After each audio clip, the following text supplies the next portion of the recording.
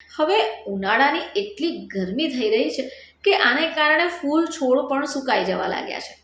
હવે આ ઋતુમાં જો તમારે ત્યાં રાખેલો તુલસીજીનો છોડ પણ સુકાઈ રહ્યો હોય તો તમે શું કરશો?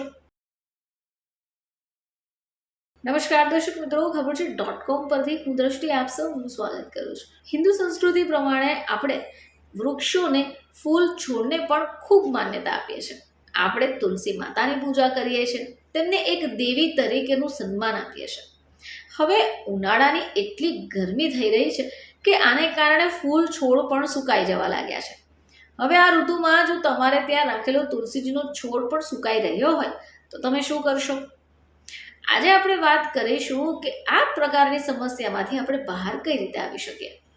તો તુલસીના છોડ તો દરેકના ઘરમાં હોય જ છે, પરંતુ હાલની જે આબોહવા છે તેને કારણે તુલસીના છોડને પણ નુકસાન પહોંચતું હશે. તો આવામાં અમુક ઉપાયો કરવાથી તમે તુલસીના છોડને સુકાતા બચાવી શકો છો. તો તુલસીના છોડને સુખ અને સમૃદ્ધિ માટે વિશેષ માનવામાં આવે છે. આવી સ્થિતિમાં તેનું લીલુંછમ હોવું જરૂરી છે. તુલસીનો છોડ સુકાઈ જાય એ અશુભ માનવામાં આવે છે, જેથી જો એ સુકાઈ પણ જાય તો આપણને ચિંતા થવા લાગશે.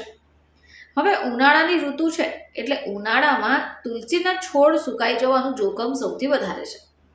આવી સ્થિતિમાં તમારે તુલસીના છોડની વિશેષ કાળજી રાખવી પડશે. તો ચાલો જાણીએ કે એ આપણે કઈ રીતે કરી શકીએ. તો સૌથી પહેલા તુલસીના છોડને તમે લાલ રંગની ચૂંદડી અથવા સુતરાઉ કાપડથી ઢાંકી શકો છો. આમ કરવાથી શું થશે કે સીધો તડકો નહીં લાગે. તુલસીના કુંડાને તમે એવી જગ્યા ઉપર રાખવાનું પસંદ કરો કે જ્યાં તડકો ઓછો આવતો હોય. આનાથી પણ તમે તુલસીના છોડને સુકાતા બચાવી શકો છો.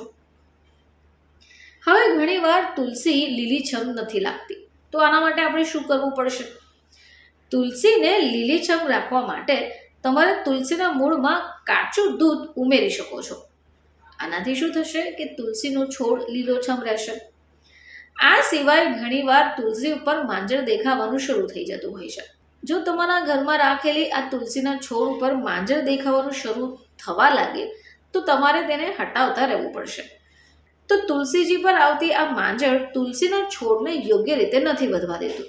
એ જ કારણ છે કે આ માંજરને તમારે દૂર કરવી પડશે. આ સિવાય જ્યારે પણ તમે તુલસીનો છોડ રોપો છો ત્યારે રોપતી વખતે નારિયેળ છોલી તેના કાઢેલા રેસાને ખાતર સાથે ઉમેરવું જોઈએ, જેનાથી તમારા કુંડામાં ભેજ જળવાઈ રહેશે.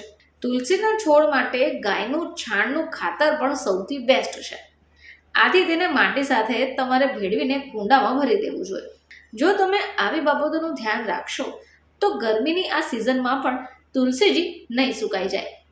ફરીથી તમારી સમક્ષ હાજર થઈશું. ત્યાં સુધી જોતા રહેજો ખબર છે .com.